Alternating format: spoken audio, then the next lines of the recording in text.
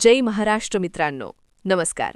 महाराष्ट्राच्या राजकारणात आज एक ऐतिहासिक आणि अत्यंत निर्णायक क्षण समोर आला असून राज्यातील तब्बल 29 महानगरपालिकांच्या निवडणुकांचं बिगुल अखेर वाजले आहे.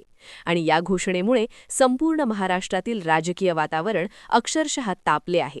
कारण मुंबई महानगरपालिकेसह राज्यातील जवळजवळ सर्व प्रमुख शहरांच्या सत्तेचा फैसला आता काही दिवसांवर येऊन ठेपला आहे.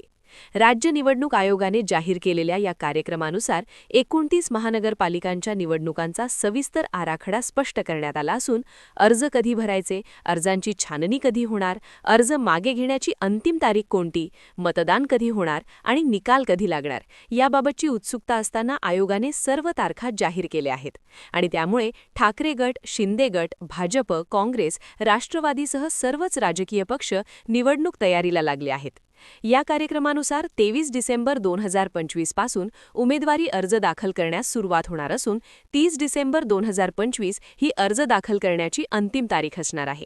त्यानंतर 31 डिसेंबर 2025 रोजी सर्व अर्जांची छाननी केली जाणार आहे आणि त्यामध्ये कोणते उमेदवार वैध ठरतात आणि कोणते बाद होतात हे स्पष्ट होईल.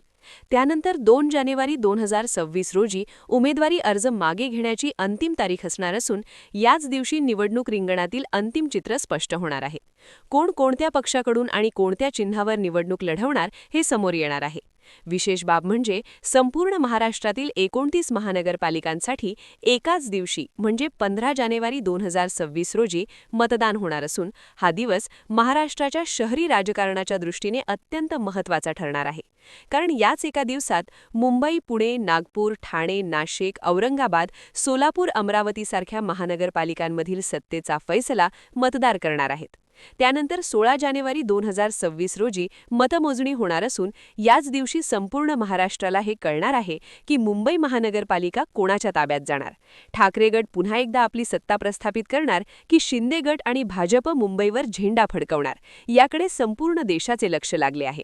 कारण मुंबई महापालिका ही केवळ एक महानगरपालिका नसून ती राजकीय ताकदीचे केंद्र मानली जाते आणि ज्या पक्षाच्या ताब्यात मुंबई असते त्याला राज्याच्या राजकारणात मोठं वजन मिळतं. त्यामुळे या निवडणुका म्हणजे केवळ स्थानिक स्वराज्य संस्थांच्या निवडणुका नसून त्या 2029च्या विधानसभा आणि लोकसभा राजकारणाची दिशा ठरवणाऱ्या निवडणुका ठरणार आहेत. या घोषणेनंतर सर्वच पक्षांमध्ये हालचालींना वेग आला असून जागा वाटप, उमेदवारांची चाचपणी, अंतर्गत गटबाजी, नाराजांचे मनधरणे आणि प्रचार रणनीती यावर जोरदार चर्चा सुरू झाली आहे. विशेषतः मुंबईमध्ये ठाकरे विरुद्ध शिंदे हा सामना अधिक तीव्र होणार असल्याचं चित्र दिसत आहे. तर भाजपही स्वतंत्रपणे मोठ्या ताकदीने मैदानात उतरण्याची शक्यता वर्तवली जात आहे. दुसरीकडे काँग्रेस आणि राष्ट्रवादी महाविकास आघाडीच्या भूमिकेबाबत काय निर्णय घेतात याकडेही सर्वांचे लक्ष आहे.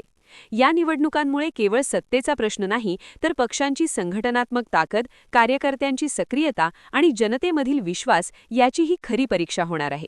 त्यामुळे येत्या काही दिवसात महाराष्ट्रात राजकीय सभा, मेळावे, आरोप प्रत्यारोप, आश्वासनांची बरसात आणि सोशल मीडियावर जोरदार प्रचार पाहायला मिळणार आहे. या सगळ्या पार्श्वभूमीवर राज्य निवडणूक आयोगाने जाहीर केलेला हा कार्यक्रम म्हणजे महाराष्ट्राच्या राजकारणातील सगळ्यात मोठी आणि निर्णायक घोषणा मानली जात असून आता फक्त एकच प्रश्न सर्वांच्या मनात आहे. तो म्हणजे मुंबई महानगरपालिका कोणाच्या ताब्यात जाणार आणि 29 महानगरपालिकांमध्ये सर्वाधिक जागा कोण जिंकणार. यावर तुमचं मत काय आहे हे नक्की कमेंट बॉक्समध्ये लिहा. कारण तुमचं मतच उद्याच्या राजकारणाची दिशा ठरवू शकतं. अशाच महत्त्वाच्या आणि विश्वासार्ह अपडेट्ससाठी आमच्यासोबत जोडलेले रहा. पुन्हा भेटूया नवीन बातमीसह. धन्यवाद. जय हिंद, जय महाराष्ट्र.